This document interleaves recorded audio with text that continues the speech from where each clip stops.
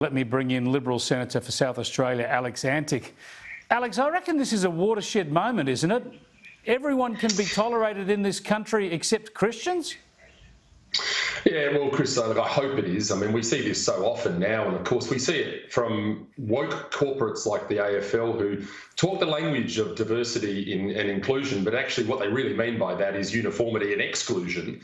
You have to sign up to the sort of the MO of the organisation, and in this case, traditional values and those who hold traditional values inside clubland as well need not apply. I mean, I don't think if there was ever a more telling alarm bell being rung for those that hold traditional values, people in the church itself, to get involved in politics and start having your say, this must be it, because frankly, this is an egregious incursion into those traditional values and what it says for Australians, everyday Australians.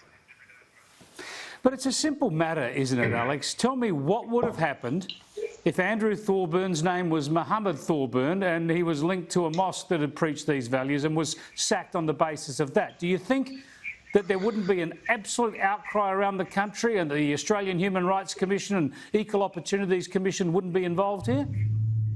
Yeah, well, look, I mean, it's a hypothetical, obviously, but it would be difficult to imagine a world in which that would be tolerated. And yet here we are, a person who was simply involved with the church, the head of a church that made this sermon. It wasn't even him that said it. It was a sermon that happened in the church back in 2013, almost 10 years ago, and he gets picked off the top of the hill for that. That says everything to me. I mean, I think we're living through a world where neo-Marxism is marching through our institutions. The corporates are front and centre in this. Make no mistake, the long march through the institutions has gone through the schools, it's gone through the political system, it's gone through the universities, and it's now front and centre with corporates and their ESG targets. And look, frankly, these organisations like the AFL, they need to make a decision as to whether or not they're there to play football or they're there as a corporation to make money and tackle those ESG targets. When I grew up, all I wanted to do was watch football, and I'm sick and tired of these leagues freelancing on these woke social issues. It's a disgrace.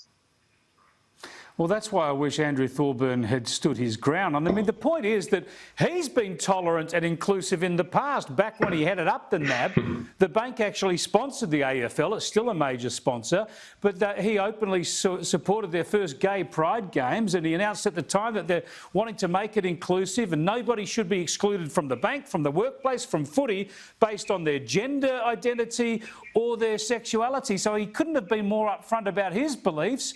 But now he's sacked because he's belonged to a church who had someone 10 years ago say this. I mean, it is literally insane.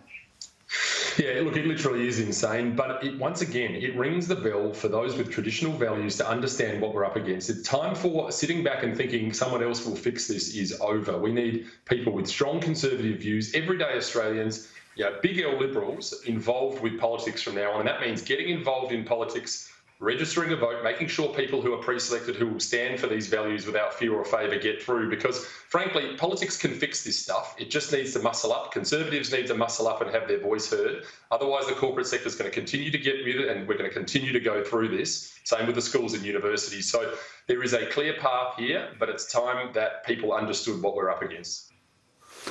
Yeah, well, I think this might be a bit of a watershed moment, because I know most of the media aren't getting fired up about this. Most of the media think this is okay, but I can tell you where mainstream Australians would be on this, and they can see exactly what's going on here.